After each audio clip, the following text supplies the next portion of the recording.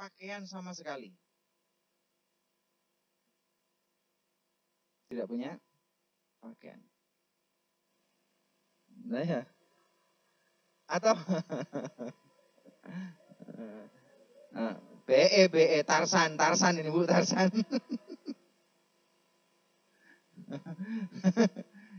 Ini tidak punya pakaian. Kalimat sini adalah ini kalau kita orang Indonesia banyak hutan kali ya, pakai daun beb. Ya, betul.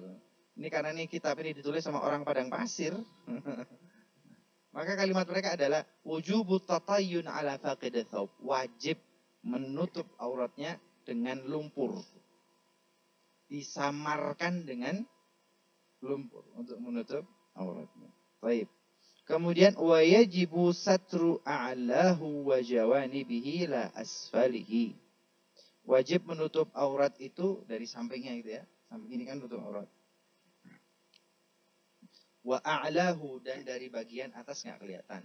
La asfalahu, tidak bagian bawah. Bu, kalau begini kan menutup aurat ya. Dari samping begini kan nggak kelihatan aurat saya. Dari atas juga tidak kelihatan aurat. Tapi Bu melopos, kelihatan. Jadi menutup aurat itu dari menutup aurat. Seumpama nggak usah dibayangkan. Menutup aurat itu dari samping begini yang Ibu kelihatan, juga dari atas. Yang dari bawah tidak lantas itu tidak. Jadi begini sudah dianggap menutup aurat. Satru a'lahu wa jawanibihi la asfalihi, enggak dari bawah. Falau ru'yat auratuhu min jaybihi fi ruku'in aw ghairihi syuf lam yakfi. Andai kata baju saya ini karena tidak longgar ya. Seumpama saya sholat, kemudian ini saya buka. Gitu ya. Nah, ketepaan saya nggak pakai kaos seumpama. Nah, ini kan kebuka nih. Dari atas kan? Nggak dari bawah. Dari atas. Andai kata, ketika saya ruku atau sujud, ini buka. Gitu kan? Maka ketika ruku ini kelihatan pusar saya. Maka itu dianggap belum menutup aurat. Karena menutup auratnya tidak sempurna. Nah, fal yazurruhu, maka hendaklah diikat. Au yushaddu wastuhu, atau tengahnya diberi ikatan. Kemben. Dikemben. Apa saya tahu kemben enggak? Stagen. Ibu kok kayak orang milenial aja enggak kenal stagen. Gaya tok. Korset, waduh. Korset kemben gitu ya. Ditutup tengahnya supaya ketika ruku itu tetap tertutup. Baik. Walahu satru ba'dihha biyadi fil asah. Kalau nggak bisa bagaimana? Boleh kok ketika ruku dia pegangi. Boleh. Fil asah boleh. Fa in wajada kafiyai sawataihi ta'ayyana lahuma. Kalau tidak punya pakaian, hanya punya selembar. Bagaimana? Sudah terpaksa menutup bagian depan dan belakang tok. Hanya bercelana dalam doang. Tapi tidak punya selembar tok yang ditutup depan atau belakangnya.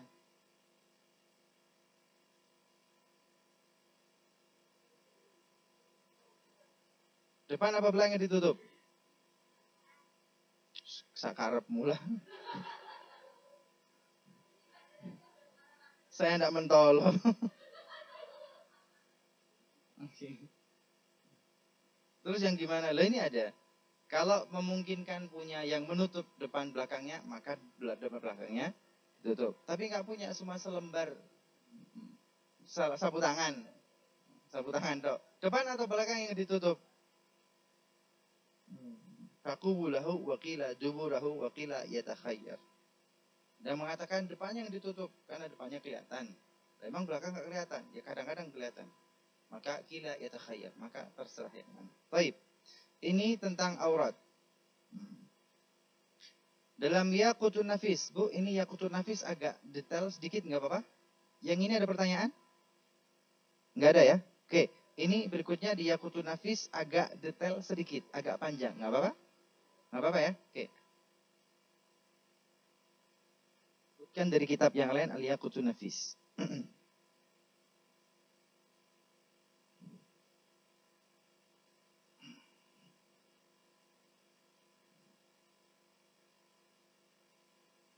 Al-aurat. Aurat. Aurat itu apa? Arti aurat itu apa? Artinya apa sih? Aurat itu?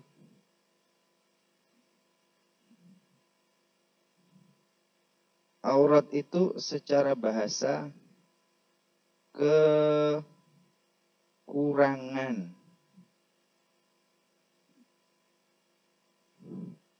Kekurangan. Secara syariat ma yahrum nadarahu, yang haram untuk dilihat. Perhatikan, dilihat. Bu, aurat itu secara bahasa, secara epistemologi, lughatan, secara bahasa artinya kekurangan. Aurah naqs. Al-auratu lughatan an-naqsu. Aurat itu secara bahasa artinya kekurangan. Secara syariat ma haruma nabaruhu, sesuatu yang tidak boleh dilihat. Jadi saya garis bawahi, dilihat. Titik tekannya itu jangan dilihat. Bukan masalah tutup atau terbuka, jangan dilihat. Itu tidak nutup aurat, jangan dilihat. Karena titik tekannya bukan masalah dibuka atau ditutup, jangan dilihat. Ini yang kemudian orang kurang memahami, sibuk nutupi. Sibuk untuk nutupi, tutup. Nggak boleh aurat tutup. Bukan titik tekannya bukan tutup atau buka, tapi jangan dilihat.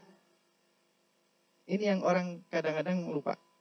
Aurat itu sesuatu yang jangan dilihat, bukan sesuatu yang ditutup, tapi jangan dilihat. Mandu. Ribut ini cadar atau tidak cadar, dibuka atau ditutup, mana yang boleh terbuka, mana yang boleh tertutup. Padahal aurat itu jangan dilihat. Baba dibuka atau ditutup, jangan dilihat. Jangan dilihat. Ternyata pengertiannya itu maharuma nadharuhu, sesuatu yang tidak boleh dilihat. Maka kemudian masalah cadar atau enggak cadar, jilbaban atau enggak jilbaban, kerudung atau enggak kerudung, abaya atau celana, itu akan panjang lebar ke sana kemari. Ketat atau enggak ketat, tipis atau tebal, modelnya abaya atau model kebaya atau celana, itu akan panjang. Padahal pengertian dasarnya ma haruma nadharuhu, yang haram untuk dilihat.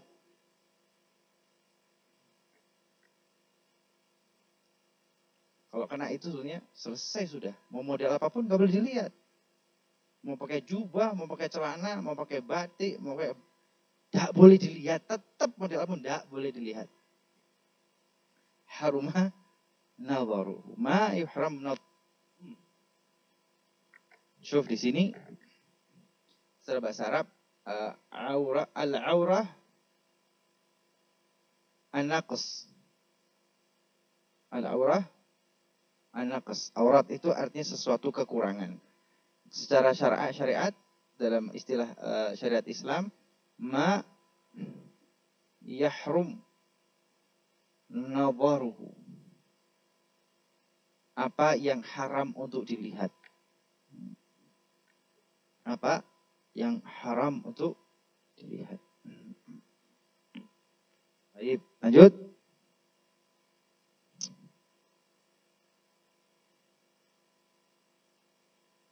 Bagaimana ini, Bu?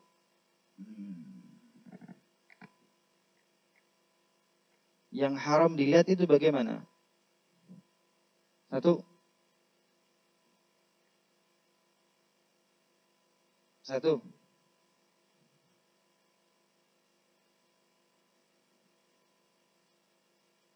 Seluruh badan perempuan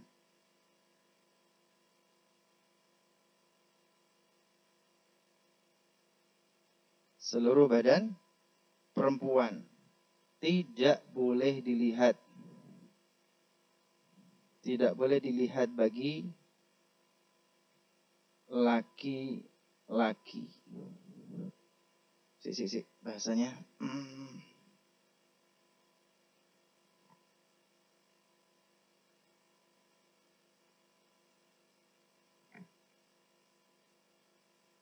Kedua, seluruh badan lelaki juga nggak boleh dilihat. Sama ini ternyata. Seluruh badan perempuan nggak boleh dilihat. Seluruh badan laki-laki nggak boleh dilihat oleh lawan jenisnya. Oleh lawan jenisnya. Oh, aurat ternyata. Jangan dikira lantas melihat artis cowok itu boleh. Ternyata seluruh badan laki-laki itu aurat bagi lawan jenisnya.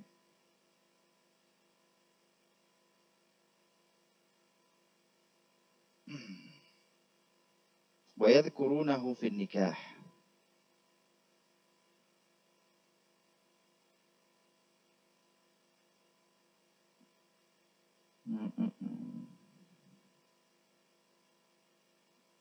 Kalau dalam sholat bagaimana? Kalau dalam sholat, ya sama kayak tadi. Kalau dalam sholat, tadi. Laki-laki antara pusar dengan lutut. Kalau perempuan seluruh badannya kecuali wajah dan telapak tangan. Yang di dalam sholat sama. Tetapi yang ini kita paham. Lanjut. Kemudian walil mar'ati aidan kharij as-salah auratan ihdahuma 'inda al-maharim wa thaniya 'inda al-kafirat.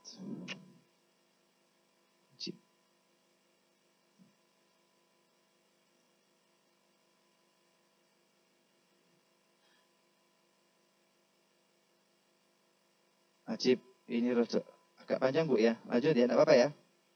Sampai di sini masih bisa dipahami? Kalau aurat dalam sholat sama ya tadi ya. Aurat sholat itu bagi perempuan seluruh badan kecuali telapak tangan dan wajah. Kalau laki-laki ketika sholat pusar dan lutut. Ini ditutup ketika sholat. Tetapi kalimat aurat di luar sholat adalah ini. Seluruh badan perempuan itu aurat bagi lawan jenisnya, tidak boleh lihat. Seluruh badan lelaki itu aurat yang tidak boleh dilihat oleh lawan jenisnya. Sampai di sini jelas? Jelas? Oke, lanjut. Kemudian, di luar sholat juga ada pembagian.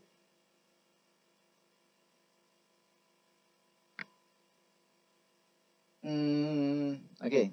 Nomor apa ya? Nomor 3 ya. Dalam sholat, kalau perempuan seluruh kecamatan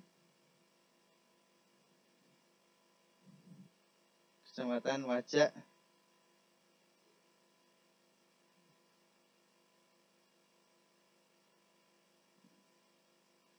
kalau laki-laki pusar dan lutut. Oh iya, sampai. Jangan bukan dan. Sampai lutut. Oke. Nomor 4.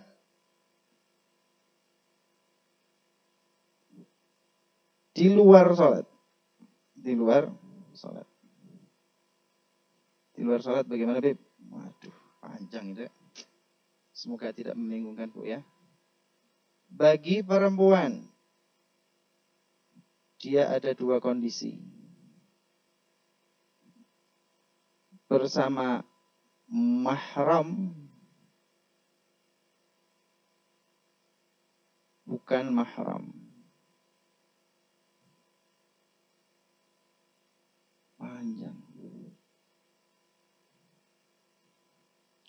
Perempuan bersama mahramnya. Bu, ibu, bu. Kok mulai ngeluh gini? Menyimak. Bu, perempuan bersama mahramnya. Perempuan bersama mahramnya. Ibu, mahramnya siapa, Bu? Ibu, mahramnya ayah. Artinya punya hubungan darah langsung, Bu ya. Ibu punya hubungan darah langsung. Ayah, anak, saudara laki-laki. Ini kan punya hubungan darah langsung. Mereka adalah mahram jenengan. Bu, kalau ibu bersama mahram, bagaimana? Mana yang ditutup? Pusar sampai lutut itu menjadi aurat di depan mahram. Jadi kalau ibu di rumah bersama mahramnya, bersama ayah, bersama anak, bersama saudara, Bu. Boleh, Bu, ibu hanya pakai sarungan menutup pusar sampai lutut. Mahram yang punya hubungan darah. Kalau bukan mahram bagaimana? Oh ya Allah, ya sih. Kalau bukan mahram bagaimana? Ini kalimatnya ma la yabdu 'indal mihna. Syuf, yang kedua, ma la yabdu 'indal mihna. Syuf, ini lucu juga. Yang bukan mahram bagaimana? Yang kalau bukan mahram berarti di depan publik, di depan umum gitu ya. Kalimatnya ma la yabdu 'indal mihna. Yang tidak terlihat ketika melakukan pekerjaan. Tidak terlihat ketika melakukan pekerjaan. Lah ya ini yang repot ukurannya.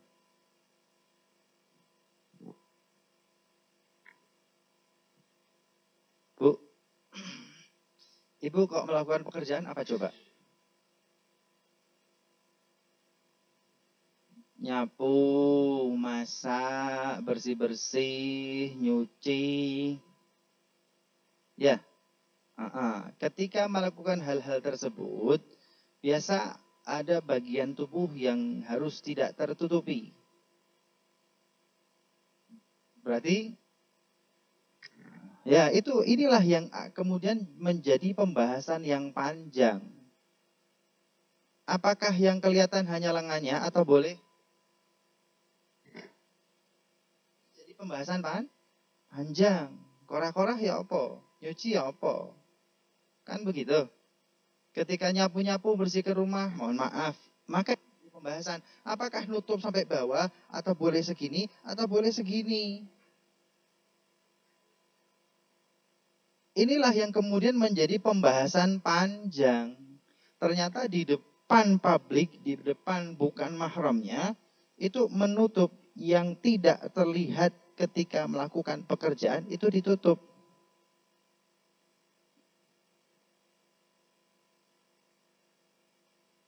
Maka jadi masalah, apakah pakai jilbab kudung yang panjang begitu, Bu, ketika melakukan pekerjaan di rumah?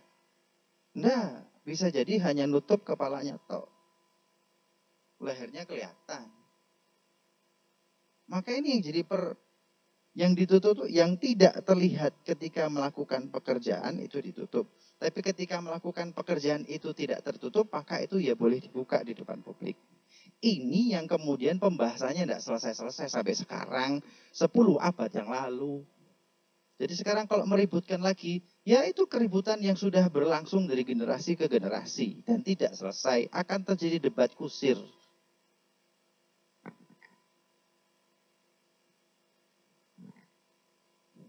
Nah, panjang ya, panjang ini. Oke. Sampai di sini bisa dipahami? Tetapi, perhatikan lagi Bu ya. Tetapi, bib berarti yang biasa terlihat ketika bekerja, bisa berarti ini terlihat. Bisa jadi lengan ini terlihat. Bisa jadi leher ini terlihat. Iya, terlihat. Ketika di depan bukan mahram, di depan orang lain, ya sudah itu gaya pakaiannya. Tetapi tetap kembali kemari. Seluruh badan perempuan, aurat tidak boleh dilihat oleh lawan jenisnya. Jadi bedakan antara menutup dan melihat.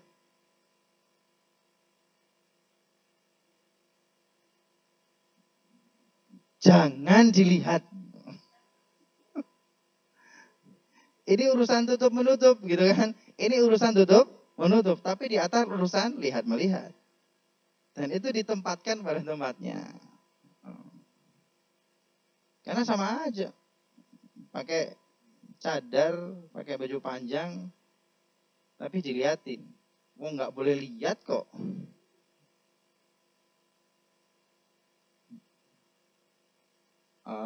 Oke, lanjut. Bu, lanjut Bu. Di luar sholat bagi lelaki. Ayo, laki-laki kira-kira bagaimana Bu? Kalau di depan mahram.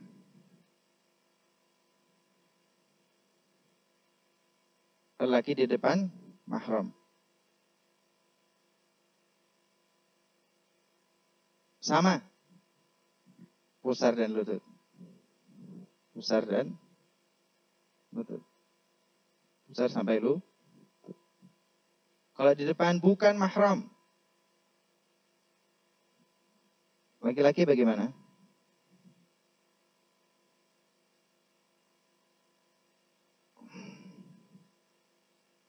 Laki-laki di depan bukan mahramnya.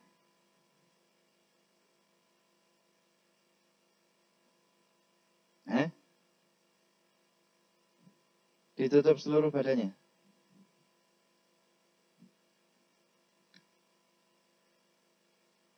Di sini tidak disebutkan. Tidak disebutkan. Tetapi laki-laki kalau sendirian. Sendirian di kamar. Sendirian.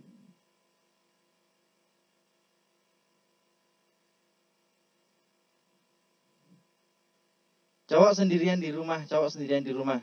Auratnya mana? As-saw'atain. Depan belakangnya tok.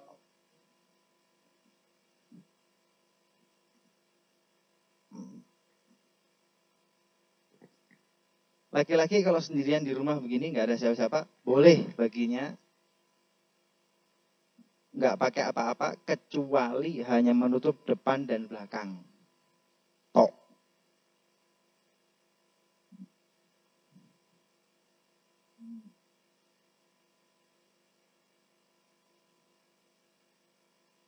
Depan belakang tok.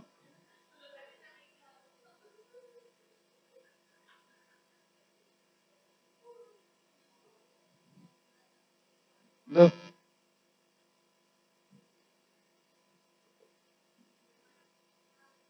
Nah ini kan teori yang saya tidak pernah praktek ini. Ya mungkin ya, mungkin kalau malam tidur siang, kemudian laki-laki tadi tidur cuman pakai celana dalam doang atau celana pendek doang, itu boleh selama tidak ada siapa-siapa sendirian. Boleh. Kalau perempuan sendirian bagaimana?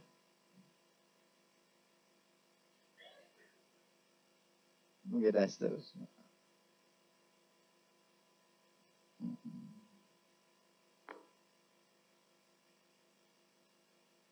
Syartus satir yakunu jurman yamna idrakul launul basyarah fi majlis takhatub limu'tadil basar. Bib yang dimaksud dengan menutup itu bagaimana? Kaunuhu jurman, ya bahannya itu yamna idrakul launul basyarah. Bahan itu yang menutup warna kulit.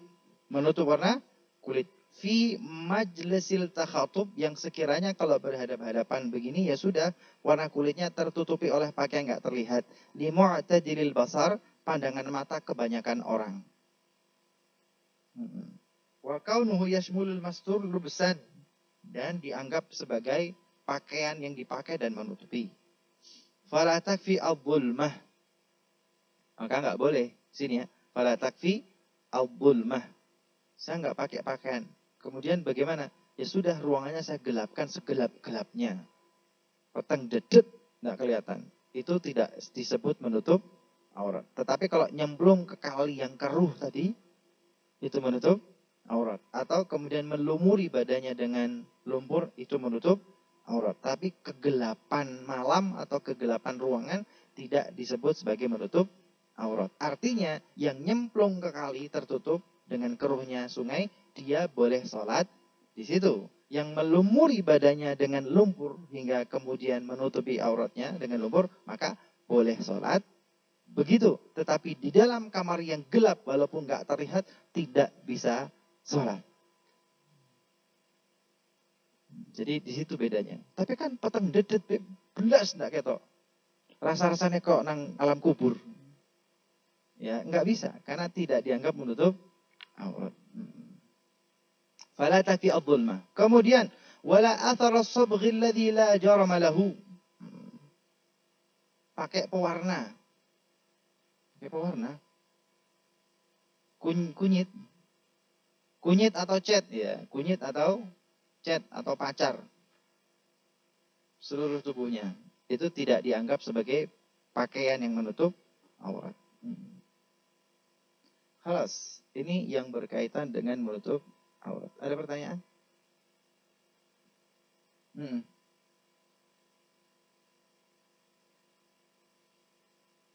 Ya, hubungan darah secara langsung. Suami punya hubungan darah nggak? Bukan mahram.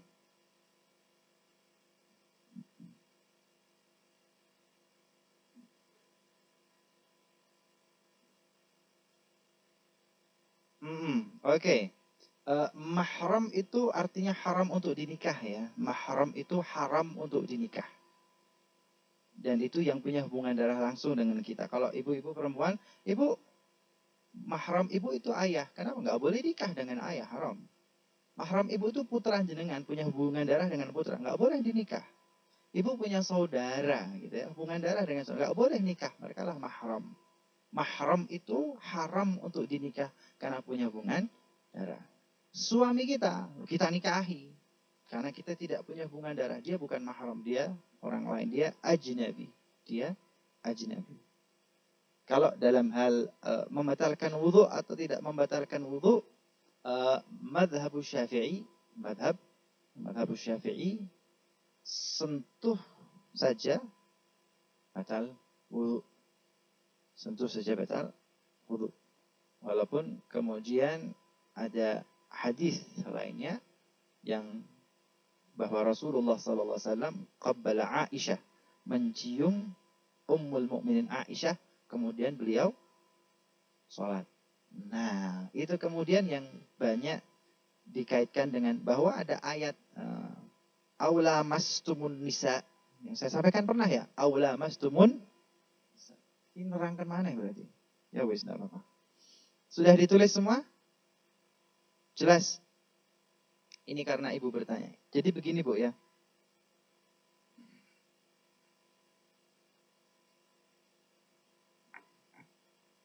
Panjang.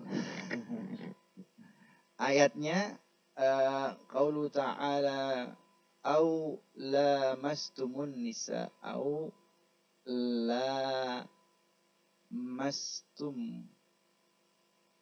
lamastumun nisa falam tajidu ma'an fatayammamu sa'idan thor. Ini ayat tentang wudu. Ya ayyuhalladzina amanu idza qumtu ilas shalah faghsilu wujuhakum wa aydiyakum ilal marafiq wamsahu bi ru'usikum wa arjulakum ilal ka'bain. Ayat tentang wudu gitu ya. Ayat tentang wudu. Nah, kalimatnya au lamastumun nisa. Lamasa itu asalnya dari lamasa. Lamasa ada bentuk lebih sederhana masa. masa itu menyentuh. Lamasa itu megang. Megang sama nyentuh beda enggak? Menyentuh dengan memegang beda apa sama? Menyentuh dengan memegang sama enggak? Jadi masa itu menyentuh. Lamasa itu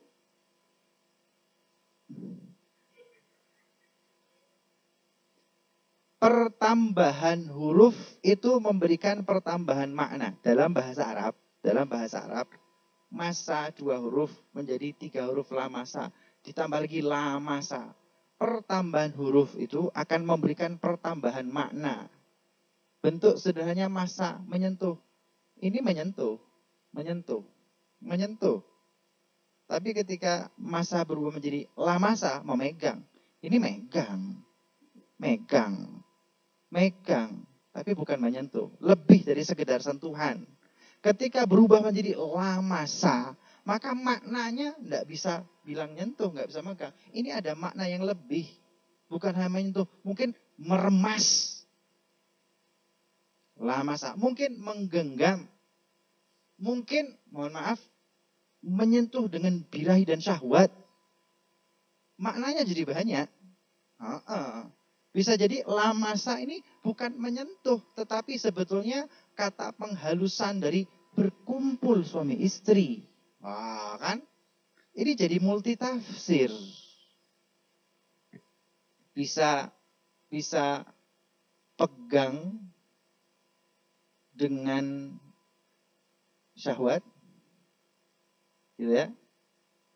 Bisa artinya itu berkumpul, jima, kumpul suami istri. Bisa juga keduanya saling ingin memegang. Saling ingin memegang. Ingin saling pegang. Ada keinginan dari kedua pasangan itu. Lah ini gara-gara jadi ini maka rumit. Maka ketika ada hadis bahwa Rasulullah mencium Aisyah kemudian sholat. Sentuhan Rasulullah ke Aisyah itu apa? Menyentuh, memegang, atau bagaimana? Nyentuh. Berarti sentuhan bibir. Maka masuknya di sini. Padahal ayatnya mengatakan lamastumun nisa. Maka ciuman bibir Rasulullah nggak masuk di ayat ini. Maka kemudian nggak batal. Kenapa? Karena nggak masuk di ayat. Ciuman itu bukan pegang. Nah, kan? Ini jadi diskusi ulama yang panjang dan lebar. Kemudian ada yang megang batal, yang terpegang nggak batal. Kenapa? Karena bisa jadi lamasa itu memang saling pegang. Saling pegang tuh kedua-duanya ingin memegang. Ketika hanya satu pihak yang ingin, maka yang ingin batal, yang tidak ingin terpegang tidak batal. Muncul lagi makna seperti itu. Kenapa? Karena ada pertambahan huruf. Pertambahan huruf akan memberikan pertambahan makna. Madhab Syafi'i. Nah, madhab Syafi'i itu kemudian multitafsir ini beliau berikan makna yang terpaling dasar, yaitu nyentuh. Pokok nyentuh batal, cium batal, megang batal, syahwat batal, berkeinginan tidak beringan batal sudah. Apapun batal kabeh. Itu madhab Syafi'i. Tapi madhab-madhab lain belum tentu. Madhab Syafi'i ambil makna yang paling mendasar. Sentuh, batal.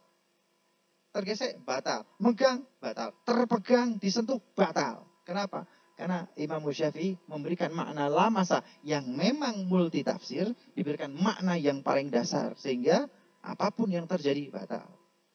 Sedangkan kalau yang memberikan makna yang atas, berkumpul jima, berarti kalau nggak jima nggak bakal batal. Terserah lu ngapain aja, nggak bakal batal sama sekali. Kenapa? Batal wudhumu hanya dengan jima. Atau yang saling memegang, saling berkeinginan untuk memegang. Harus ada keinginan dari dua pihak. Maka yang pengen doang yang batal, yang tidak pengen nggak batal. Pegang dengan syahwat. Nah, syahwat ini urusan pribadi, urusan suami istri. Ya kalau cuma pegang-pegangan tok, pangku-pangkuan nggak pakai syahwat, nggak bakal batal itu wudumu. Sakarepmu guling-guling terserah, ndak syahwat, ndak bakal batal. Tapi madhab Syafi'i, beliau ambil makna yang paling dasar. Sentuh, batal. Jadi ada dalil ini, dalil itu, makna ini, makna silahkan. Maknanya banyak, bisa didiskusikan. Tetapi pilihan Imam Syafi'i, satu pilihan, beres semua. Gimana Bu? Terjawab ini?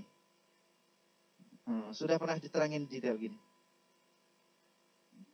Iya, makanya jangan pernah tinggalkan rumah ini.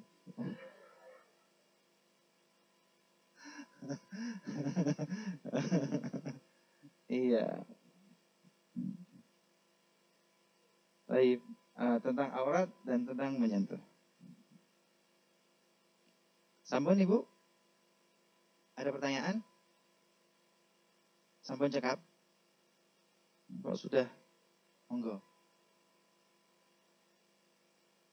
Nah.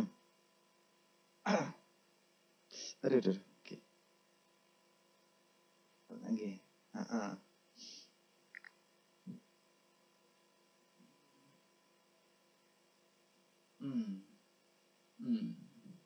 Ya, ini jadi pertanyaan sering. Karena ketika berada di tanah suci Mekah, mau nggak mau ya, kalau ketika tawaf yang penuh berjubel, tersentuh.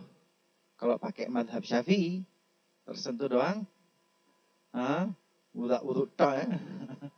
Terus wudhunya coba wow. Wong Mekahnya gede, Masjidil Haramnya gede, tempat tawafnya gede, Anda keluar dari barisan tawaf, keluar itu bersusah payah kok, ya kan? Belum lagi jalan ke sono. Kalau pakai makna yang diingatkan mazhab Syafi'i itu batal, maka kita akan kesulitan di situ. Maka biasanya kita bermadzhab Syafi'i di Indonesia ketika haji umroh dan berada di mataf, tempat tawaf, kita mengambil makna yang lain. Apakah harus pindah madhab? Jawabannya tidak. Apakah harus pindah madhab? Tidak. Kenapa pindah madhab? Kenapa, Bib? Kenapa? Al-Imam Syafi'i sendiri punya murid yang banyak. Ada Imam Syirazi yang menulis Muhadzab. Muhadzab itu artinya melakukan rekonstruksi ulang terhadap fatwa-fatwa Imam Syafi'i, Al-Muhadzab. Kemudian ada Imamun Nawawi, kemudian ada Imam Ar-Rafi'i, ada Imam Ibnu Hajar, Imam As-Suhrawardi. Banyak imam-imam yang kemudian melakukan wacana ulang apa yang disampaikan madhab Imam Syafi'i. Termasuk ini tadi. Jadi nggak usah keluar madhab pun, di dalam madhab Syafi'i sudah ada imam-imam, ulama-ulama yang mengatakan bahwa tidak sentuh, tapi saling sentuh. Ada keinginan dari kedua belah pihak untuk menyentuh. Jadi aman saja Bu dalam madhab Syafi'i. Artinya wudhunya bagaimana Beb? Sudah tetap wudhu dalam madhab Syafi'i. Nggak perlu keluar madhab. Kenapa? Murid-murid Imam Syafi'i dan generasi setelah Imam Syafi'i juga banyak yang kemudian membahas ini. Nggak perlu keluar madhab. Kalau madhab Syafi'i kaya dengan perbendaharaan ulama. Termasuk ini. Termasuk. Saya juga heran loh ya. Ini kitabnya Al-Yaqutun Nafis. Al-Yaqutun Nafis. Ini kitab yang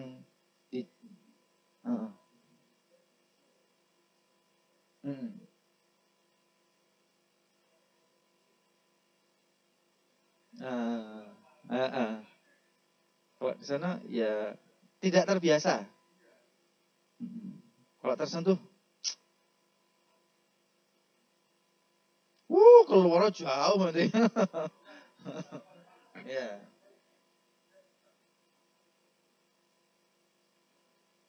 Tidak batal. Nggak batal. Tidak batal. tidak batal. Karena memang ada pilihan ini. Tidak batal. Ketika Anda tawaf, kalimat saya ketika di mataf, ketika tawaf. Ketika tawaf. Ya harus paham dulu, harus paham beginian dulu. Kalau paham begini kan enak. Memang ada beberapa makna. Ada yang memang nyentuhin batal, ada yang mengatakan tersentuh tidak batal. Karena tidak menyentuh. Saya tersentuh, saya nggak batal. Masuk sholat sentuh-sentuhan, Bu?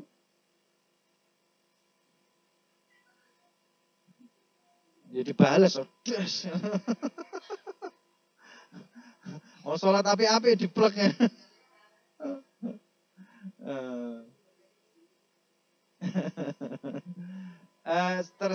Karena kebiasaan kita memberikan makna tersentuh batal. Dan memang itu pilihan Imam Syafi'i. Tapi imam selanjutnya dalam madhab juga tidak begitu. Ada mengatakan bahwa yang berkeinginan menyentuh dia batal, tersentuh tidak batal. Atau ada keinginan dari kedua pihak baru batal. Saya kan nggak ingin nyentuh gitu kan. Nah, ingin nggak batal gitu. Termasuk dalam sholat nggak batal. Ya hati-hati karena memang suasananya ya. Memang Makkah agak ribet daripada Madinah ya. Memang Makkah agak crowded lah. Makkah itu Masjidil Haram agak crowded dibanding dengan Madinah. Madinah cenderung lebih teratur dan lebih tenang. Makkah memang agak crowded. Walaupun sudah ada petugas yang berusaha mengatur, faktanya ketika sudah sholat juga kadang-kadang ya sulit terkendali juga. Sulit. Kalau merasa, tersentuh batal. Sisan gue tak sentuh pipi nih, gitu kan. Batal. Dalam madhab ada beberapa pilihan Syafi'i. Jadi nggak apa-apa, no problem. Ya, insyaallah. Waduh. Itu masalah. Itu masalah buat saya. Satu, dia air zam-zam. Dua, itu airnya wakaf. Airnya kan wakaf itu. Air wakaf. Statusnya air itu air wakaf. Air milik kaum muslimin lewat masjid. Wakaf. Wakafnya untuk apa? Wakafnya itu zam-zam untuk minum. Ya untuk minum. Iya, wakafnya untuk apa? Minum. Ya minum. Anda punya hak minum sak kembungmu. Tapi jangan buat wudu. Karena air wakaf. Ya kalau tidak tahu ya tidak apa-apa. Tidak tahu. Ya itu masalah. Air itu wakaf loh ya.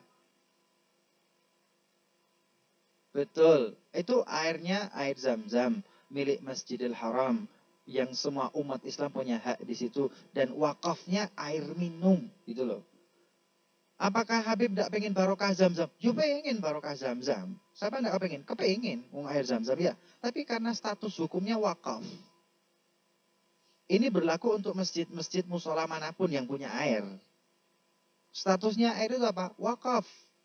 Untuk wudu, untuk bersuci, oke. Tapi kemudian ngambil air, ente masukkan ke radiator ketika mobilmu mogok, boleh. Air wakaf itu. Untuk apa? Nggak boleh. Nggak boleh. Itu wakaf muslimin untuk kaitan kepentingan masjid. Nggak boleh. Nyuci mobil di masjid. Waduh. Ya itu masalah. Kenapa? Ini wakaf untuk yang berkaitan dengan peribadatan di masjid. Jenengan ke situ, ke kamar mandi, Anda bersih-bersih, taharah, boleh. Ada kaitannya dengan ibadahmu di masjid. Tapi tidak tahu apa-apa, ngambil air, masukkan radiator, masalah ini. Tukang bakso itu justru sebetulnya masalah. Sebetulnya bermasalah. Karena wakafnya bukan untuk dagang bakso.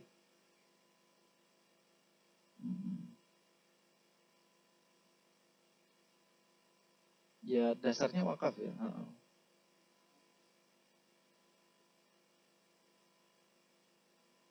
Nah itu juga masalah ini. Ya apa ya? Sau jajarnya mati kabeh. Lah itu masalah ya. Karena memang itu wakaf milik masjid. Dan kaum muslimin semua punya hak yang sama untuk pakai. Semua punya hak yang sama untuk pakai. Untuk sholat, untuk taharah. Dan itu kebolehannya bagaimana? Sebatas pemakaian wajarmu. Kau pakai mandi situ bersih-bersih, boleh. Istri bersih-bersih, boleh. Putra-putri bersih-bersih, boleh. Tapi kemudian nyimpen, itu jadi masalah. Itu jadi masalah. Walaupun mungkin saya sudah pamit sama takmirnya, boleh. Monggo pun. Monggo pun. Ya, agak hati-hati yang berkaitan dengan air. Karena wakafnya jelas airnya masjid dan berkaitan dengan kegiatan masjid. Ya, insya Allah ada toleransinya lah. Insya Allah ada toleransinya. Pokoknya teman-teman. Baca teman.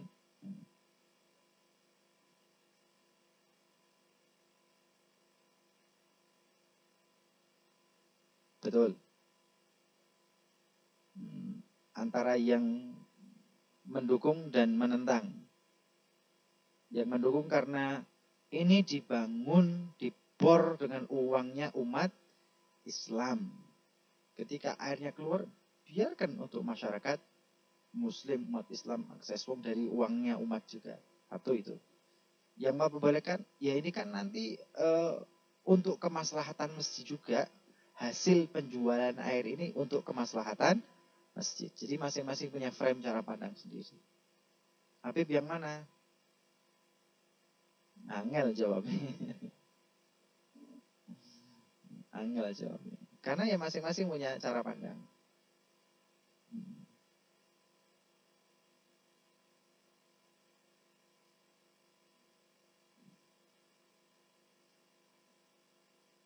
Makanya ada yang menentang. Makanya ada yang menentang. Kan dulu waktu ngebor bangun ini kan supaya tidak kesulitan ketika umat Islam kamar mandinya itu.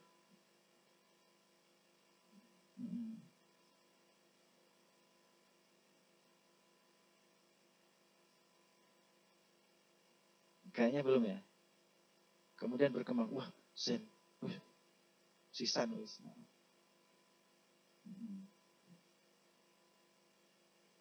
Bukan menyimpang tujuan awal. Ada tujuan alternatif. Sekali mendayung 2-3 pulau terlampaui. Ya itu yang memang menjadi pembahasan yang panjang dan lebar.